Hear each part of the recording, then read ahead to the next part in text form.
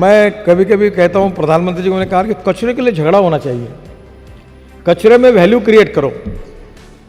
और कचरे में अगर वैल्यू क्रिएट हुई तो लोग कचरे के लिए झगड़ा करेंगे।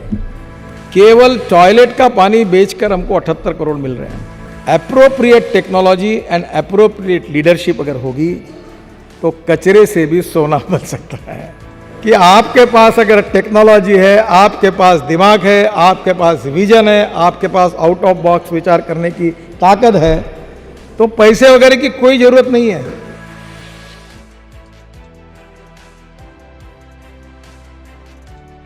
हम लोग एक कार्यक्रम में थे, एक पत्रकार ने एक बहुत अच्छी किताब लिखी, वेस्ट टू वेल्थ। और इतना मुझे वेस्ट टू वेल्थ में कभी कभी लगता है ये तो फुकट में है। मैं कभी कभी कहता हूँ, प्रधानमंत्री जी ने कहा कि कचरे के लिए झगड़ा होना चाहिए, कचरे में वैल्यू क्रिएट करो। और कचरे में अगर वैल्यू क्रिएट हुई तो लोग कचरे के लिए झगड़ा करेंगे। अब मैं आपको छोटी सी बात बताता हूँ। मैं मंत्री हूँ, भारत सरकार ने गैजेट नोटिफिकेशन निकाला है कि डांबर का जो रास्ता है, टार का रास्ता है डांबर का, उसमें 8% प्लास्टिक आप डाल सकते हो। मैंने निकाला, मैं कोशिश करता हूँ, मैं तो कंक्रीट रोड बना रहा हूँ, कोई उपयोग में नहीं लाता। अब वेस्ट प्लास्टिक का रेट है 8 रुपये किलो और डांबर का रेट है 40 से 45 रुपये किलो। अगर आपने एक स्कीम चलाई कि महिला बचत गट जो होती है कि भाई आप प्लास्टिक इकट्ठा करो और आपका प्लास्टिक हम 25 रुपये किलो से खरीदी करेंगे और जो कॉन्ट्रैक्टर है उसको 30 रुपये किलो से सप्लाई करेंगे, तो भी उसके 15 रुपये किलो बच गए और 8% डांबर के बजाय गांव का पूरा प्लास्टिक का प्रॉब्लम सॉल्व हो जाएगा। प्लास्टिक डांबर में जाएगा, इन्वायरमेंट का प्रॉब्लम सॉल्व होगा। और ये महिला जो होगी फिर प्लास्टिक में वैल्यू क्रिएट होगी तो दिखेगा प्लास्टिक, जेब में डालेंगे, घर जाके स्टोर करेंगे, क्योंकि उसमें वैल्यू क्रिएट हुई। ये इतनी बड़ी वेस्ट की ये है। मैं बहुत बार बताता हूँ, आपको विश्वास नहीं होगा। हमारे शहर में हमने 4 साल पहले जो टॉयलेट का पानी था वो हमने 18 करोड़ रुपए में बेच दिया। अब आप उम्मीद कर सकते हैं कि टॉयलेट का पानी बेचा जा सकता है। 18 करोड़ महाराष्ट्र सरकार खरीदती है, रिसाइकलिंग करके वो कोराडी और खापरखेड़ा के पावर प्रोजेक्ट के लिए यूज़ कर रहे हैं। और अभी 10 दिन पहले हमने एग्रीमेंट नया किया और पानी दे रहे, और हमको साल के म्यूनिसिपल कारपोरेशन कितने मिलेंगे पता है आपको? 78 करोड़। केवल टॉयलेट का पानी बेचकर हमको 78 करोड़ मिल रहे हैं। तो मैं कहता हूं कि no one is waste, you can convert waste into wealth. चाहे कोई इंसान भी वेस्ट नहीं है, चाहे कोई मटेरियल भी वेस्ट नहीं है। Appropriate technology and appropriate leadership अगर होगी तो कचरे से भी सोना बन सकता है।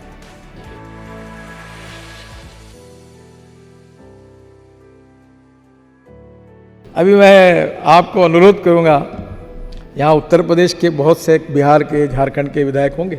अभी एक पानी जो हमने निकाला, ये पानी से अभी हम मीथेन निकाल रहे हैं नागपुर में, और मीथेन से CO2 अलग करके बायो CNG निकालकर 50 से 55 बसेस उस पर चला रहे हैं। Pollution free, cost effective import substitute. अब ये गंगा के किनारे पर मैं 125 बायोडाइजेस्टर बना रहा हूँ, और ये यमुना पे बना रहा हूँ, ये दिल्ली में है, पानीपत से शुरू है। 40 उपनदी और नाले हैं जहाँ भी हम लोग काम कर रहे हैं। 189 प्रोजेक्ट्स कर रहे हैं, 25,000 करोड़ खर्चा कर रहे हैं, 100% हम पैसा खर्चा कर रहे हैं। अब मेरी योजना ये है कि जिसके लिए मैं आपसे अनुरोध करता हूँ कि ये गंगा के किनारे पर जो विधायक वो सामने आए, वो जो बायोडाइजेस्टर से पानी शुद्ध होगा। तो मैं पावर मंत्री जी के पास गया, मैंने कहा आप मेरे गंगा के लिए मुझे आपका एक सहयोग चाहिए कि गंगा के किनारे पर टोटल 24 पावर प्रोजेक्ट है, बिहार में है, झारखंड में है, उत्तर प्रदेश में है, ये सभी गंगा के किनारे पर है। तो आप उसमें मेरा पानी आप पावर जनरेशन के लिए यूज़ करो।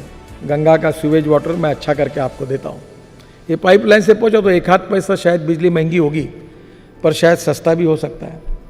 जब मैंने उनको कहा, उन्होंने कहा 12 प्रोजेक्ट हमारे चालू है, मैं पानी लेने के लिए तैयार हूँ, हमारा अभी एग्रीमेंट होगा। उन्होंने ऑर्डर भी निकाला है, और ये पूरा गंदा पानी मैं जो गंगा का शुद्ध करके उनको बेचूंगा, उससे पैसे मिलेंगे।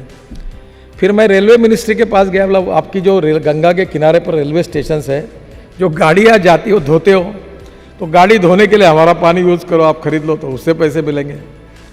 अब वो पानी को हम बेचेंगे, उसके बाद उसी पानी से मीथेन निकालकर CO2 अलग करके, उस CO2 से भी आइस क्यूब बनती है, आज बड़े बड़े 5 स्टार होटल में जो ड्रिंक्स लेते हैं तो जो आइस क्यूब होती है वो इससे बनते हैं। तो मैंने उनको कहा कि आप एक काम करिए कि ये जो बायो सीएनजी है इससे बसेस चलेगी, ट्रक चलेगी, ये सब बातें संभव है। तो गंगा ये हमारे लिए वरदान बन सकती है, हमारे रोजगार का साधन बन सकती है।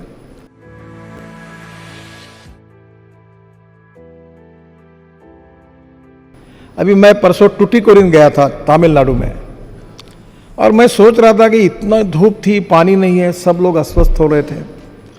तो मैंने कुछ इंजीनियर्स को बुलाया था, और अब ये नई कल्पना ऐसी मेरे मन में आउट ऑफ बॉक्स बातें बहुत आती है।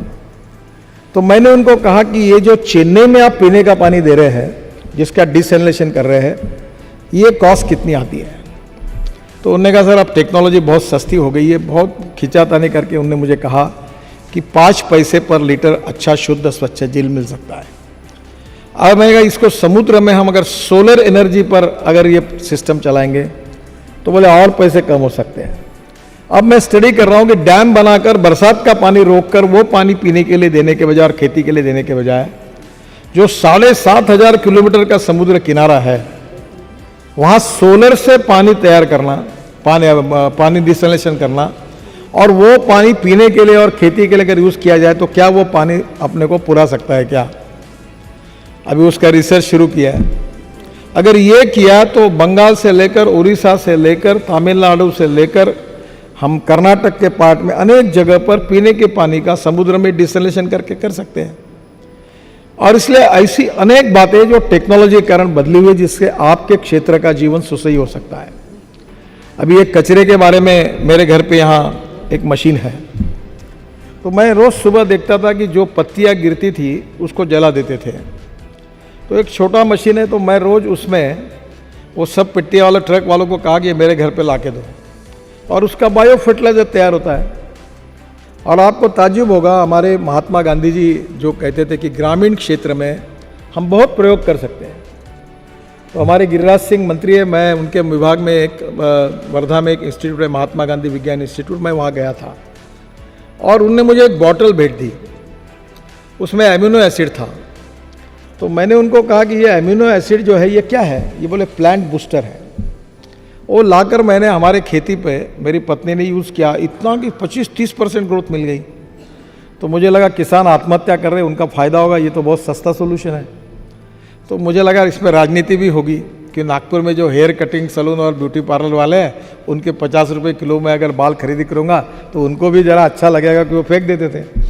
तो मुझे लगा कि नागपुर में मुझे 500-600 टन बाल मिल जाएगी, क्योंकि मुझे कल्पना ही नहीं थी कि बाल इतने हेयर कटिंग सलून है, इतने ब्यूटी पार्लर है। सबको मैंने इकट्ठा किया और मैंने कहा मैं 50 रुपये किलो से बाल खरीदी करूँगा, आप मुझे बाल दो। 1 महीने के बाद बाल मिले तो 50 किलो ही निकले। तब मेरे ध्यान में आया कि बाल इतने हल्के होते हैं कि इतने नहीं मिलते।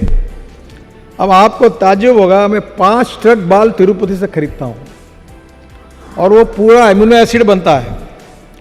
फिर एक राज्यसभा में एक MP है अभी, डॉक्टर विकास महात्मा, उनको पद्मश्री मिली है, वो जो भेड़ बकरी का उस कम्युनिटी से है। तो मैंने कहा डॉक्टर तू फालतू काम मत कर, तुम ये जो भेड़ बकरी के बाल काटने का काम शुरू कर।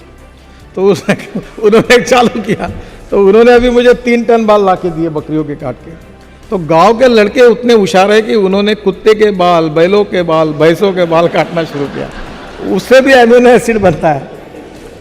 आपको ताज्जुब होगा, 900 रुपये की बॉटल हमने 300 रुपये में दी। धंधा नहीं करना था। अब इतना मार्केट में पॉपुलर हुआ कि पिछले मार्च में हमको 3.5 करोड़ रुपए प्रॉफिट हुआ।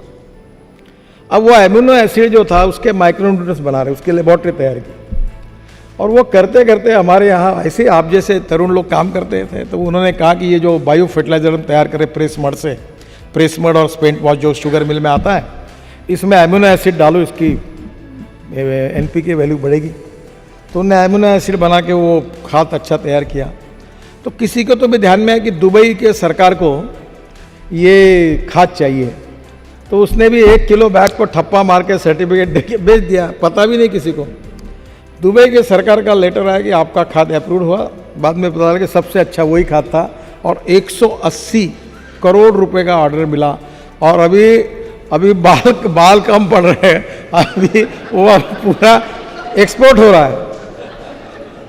अभी 90 कंटेनर चले गए पर बाल कम है। तो अभी मैं कहता हूँ बच्चों को कुमड़ी के लाओ और कोई कुत्ते के लाओ, बकरी के लाओ, भैंसों के लाओ, बाल चाओ, तो वो तिरुपति से पूरे बाल लेके उसका नहीं। दिस इज, मैं जो आपको बता रहा हूँ कि आपके पास अगर टेक्नोलॉजी है, आपके पास दिमाग है, आपके पास विजन है, आपके पास आउट ऑफ बॉक्स विचार करने की ताकत है, तो पैसे वगैरह की कोई ज़रूरत नहीं है, कोई ज़रूरत नहीं। आप यू कैन मेक मिरेकल्स। मैं मेरे विभाग में अभी तक 8.5 लाख करोड़ रुपए के काम कर चुका हूँ। लोगों को समझ में नहीं आता क्योंकि वो फाइनेंस ज़्यादा समझते, बोलते हैं इनका बजट 71,000 करोड़ का, 3 साल में मिलके 2-2.5 करोड़ या 8.5 लाख करोड़ कहाँ से लाया इसने। अच्छा, मैं भी ऊपर में बोलता हूँ मेरी एक बार डायरी में लिख लेना, नहीं हुई तो मुझे सवाल पूछना। और जो बोलते हो सब हो रहे, रोड फटाफट हो रहे, पूरे हो रहे, तो लोग मुझे पूछते पैसा कहाँ से लाते हो। आपने अखबार में पढ़ा होगा कि 10 दिन पहले हमने हमारे 9 प्रोजेक्ट को मोनेटाइज किया और इसकी कीमत थी 6,000 करोड़ और वर्ल्ड कंपटीशन हुई। और आपको ताज्जुब होगा कि हमने जब प्रोजेक्ट में टेंडर खोला तो हमको 6,000 करोड़ के बजाय 10,000 करोड़ मिले, 10,000 करोड़।